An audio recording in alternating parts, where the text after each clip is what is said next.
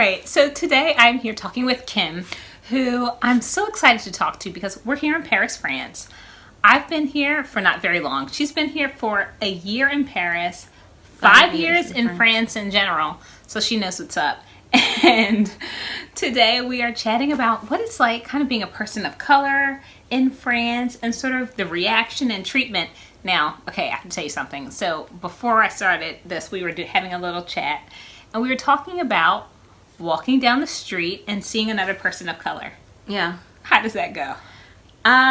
Pretty much like walking down the street and seeing someone who's not of color.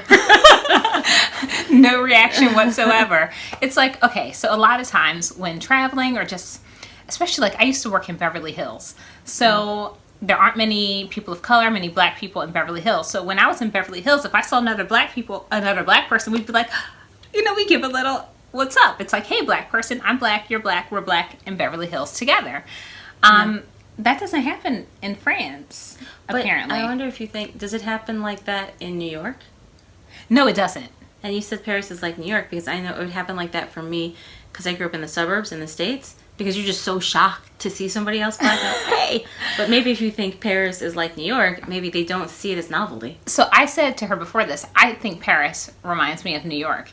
But I don't think it's the same. I think in New York, when you see another black person, it is just too normal. There's black people everywhere. And by the way, I forgot because I went back to the States and I was still like in travel mode and I would see black people and get excited. I was like, and then I had to remember that. You're at your family reunion.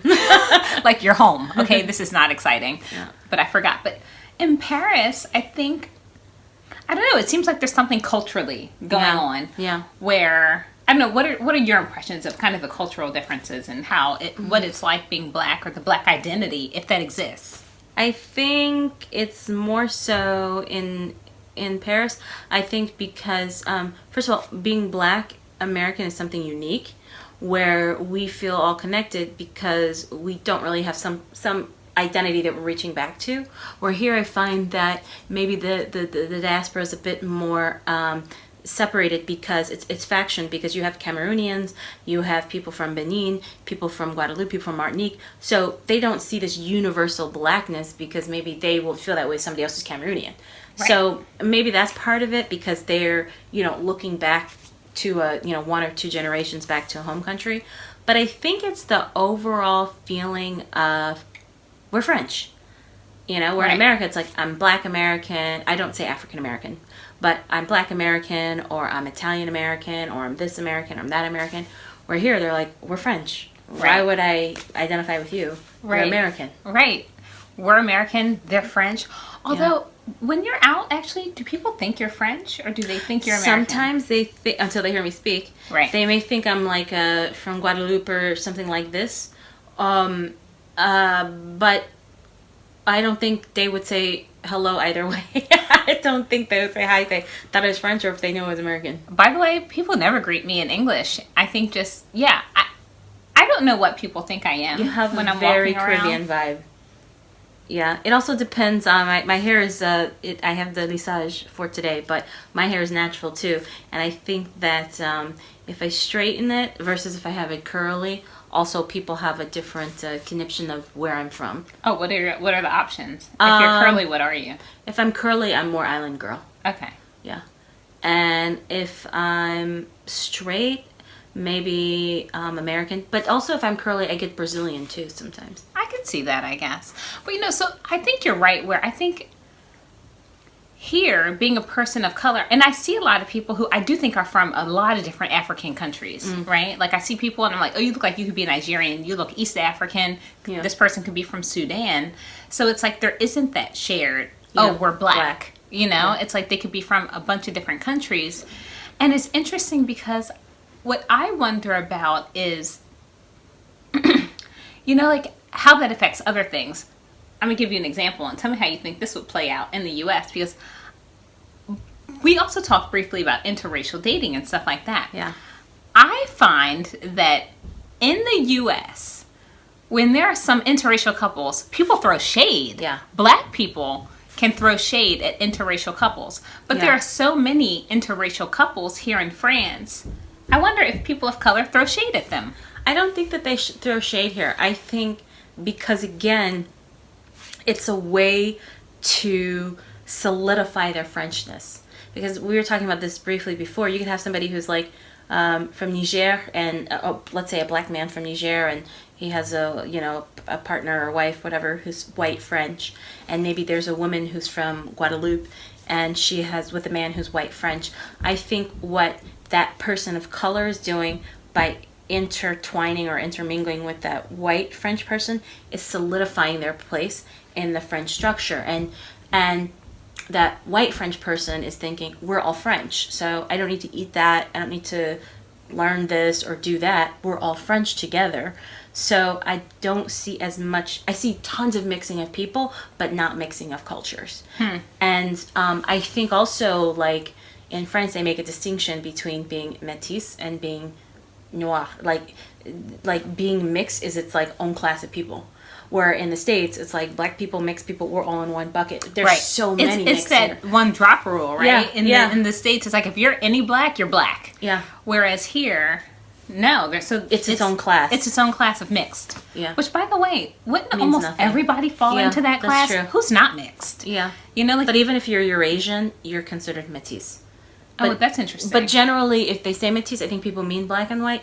But it technically could mean like white French and Chinese. It could mean, Chinese and Guadeloupean. But, Right. But I think it's the same in English. When we say mixed, we generally mean black and white. Right, we do. Although I think it's similar, where it can branch out into other things, Yeah. but that's the general term that people think of. So now, how is it being a woman of color here, though? Are you enjoying being in France? I think that I think it's nice. I think that it's weird because in the States, I would definitely see myself as a woman of color, where in France, I see myself as American. Right. Right. And I don't know. I think that if we're talking about gender, not race, I definitely am surprised. I thought France would be a bit more progressive when it came to things as gender. But then I came to realize I think French are more progressive on things that relate to women that benefit men than just being progressive for women in general. So maybe it's not taboo to have an abortion here or to be topless on a beach, but it's still extremely difficult to see lots of women in high management. So things that maybe American would think oh, they're so progressive. I said, but wait a minute. If it's just solely about the empowerment of women, Right. being able to control their own destinies, earn their own money, it's a bit the same and even maybe a bit behind. But if it's about something maybe that men can equally Right. enjoy the benefit of, yeah, they're first That's in line an on that. interesting distinction. I think that's an interest. Like, now that you're saying it, I hadn't noticed that or thought about it. But right, they're like, sure, take your top off. The men, they don't mind, but they're like, equal pay and you want one job? No, you need to. Birth control will cover that in healthcare, Right. Things like this. They're like, but- unwanted child? Sure, let's take Yeah. care of that. But, Oh, you want to be the CEO? I don't know. Our partners wouldn't feel comfortable with that. I think you make an interesting point, though, also. I'm going to back up just a minute about what you said, because I found I had that experience, too, with being a black woman. Like, I identify as black. I am. But being a traveler, I do often feel more like an American. Yeah. And I get those privileges, by Yeah. the way. Like, being an American overseas is phenomenal, Yeah. like in a lot of countries. Yeah. Trump hasn't ruined that for us yet. We got to hold on to it for as long as we can. But so for now, being an American overseas really is great. It's like Yeah. you go, you have your US dollars. Yeah. That means something in Asia, not here. The euro is definitely stronger than a lot of the other countries where it's like, I was in India, dollars go so far. Yeah. But still, being an American carries some respect with it, Yeah. honestly. it did. Well, I used to, right? But still, culturally, like even the French, who are so in love with being French, Yeah. they love America secretly. They're embarrassed about it. Yeah. To give you an example, I was at the park the other week. People were blasting 80s US music. Yeah. They were listening to disco and all sorts of stuff. And so there are these little things where And the they French think that won't admit it. they think we're fake, because they're like, "How was your day?" We're so smiling and happy. We're and they're friendly. like, "Nobody's that happy," but secretly they like that somebody is bringing optimism to the table. Where Do they? I think because in a place where negativity and complaining is commonplace. We commiserate together. That's how we bond. Right. It's kind of nice to, have someone smiling and positive. It lifts your spirit even when you try to like work against it. But I think they do secretly love us. Yeah, I think so too.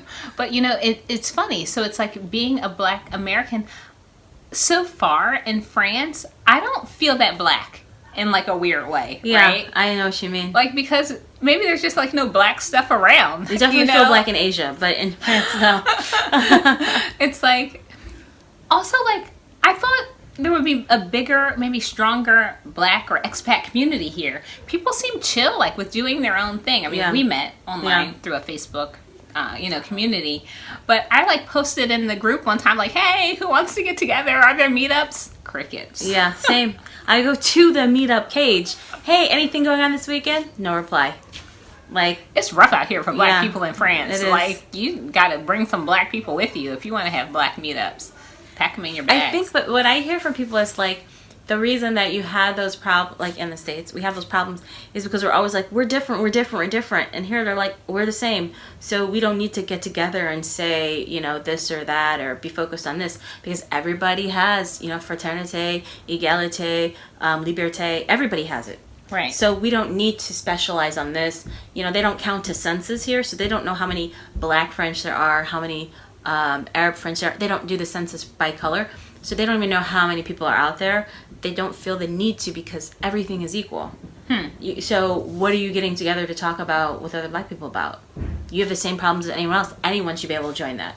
There's no intersectionality, because feminism for all women the same, equally.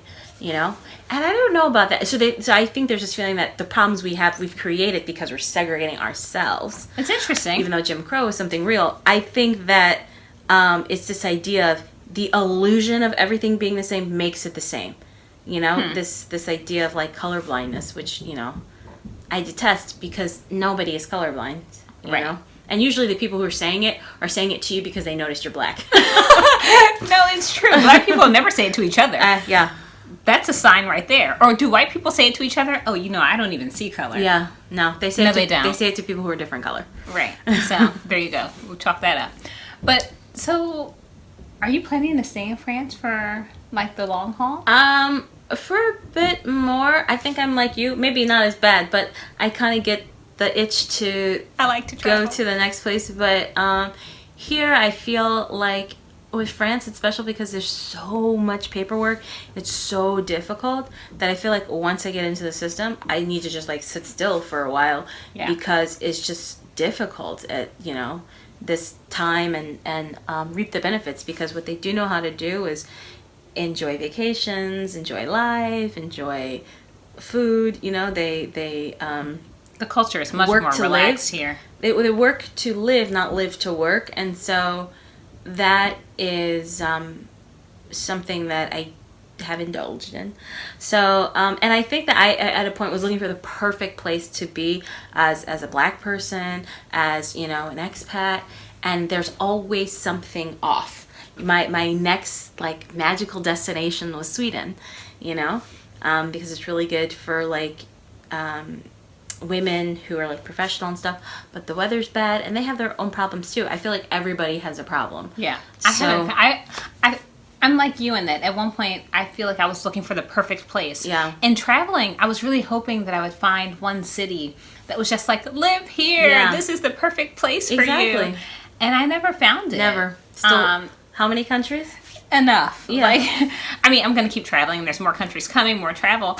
But yeah, I don't think the place exists. I think it's like we just have to make the best. I think I put in enough legwork of countries to know that, anywhere else I would go now would probably be less developed and less convenient. And it's weird because the more I travel and this bothers me, I say, America, why did I ever leave you? I miss California sometimes. And I romanticize it, and I think, maybe that was it. It's the love that I didn't appreciate and I left. But then when I go back to visit my family, I'm like, this is not how I remember. Right. Right. And it's like the grass is always greener. Yeah, kind of a thing. Because we were even talking about this, there were times, every country that I visited, there's always something that troubles me at some point. And then after I leave it, I'm like, oh. I miss that. Yeah, like, oh, what? Vietnam, Thailand, India. I want to go back to every country. Yeah. I do want to go back to every country, and I plan to. I hope to. Yeah, Well, it's a good plan. let's go back. But anyway, this has been super interesting. Anything you want to add about being black abroad or a woman here in France? I don't know. I think that it's always good to find a community where you go. And so I think that even though you want to live locally and absorb local culture, you should always try to find those connections that help you feel grounded and centered in who you are, especially if you're moving, so you have some type of center. Yeah, agree. You know, and also somebody to help you find where to get the hair products. Clearly we need to chat when this is over, because I have like a few things I brought from the States that I might need some tips. Well, I'm going back to the States for re-up, so. Perfect. Well, thank you so much. I appreciate chatting with you. And by the way, if you haven't subscribed to my channel yet, make sure you do so. I'm going to put a link, and there's all sorts of fun videos coming up. So, Subscribe. subscribe. I'll see you later. Bye.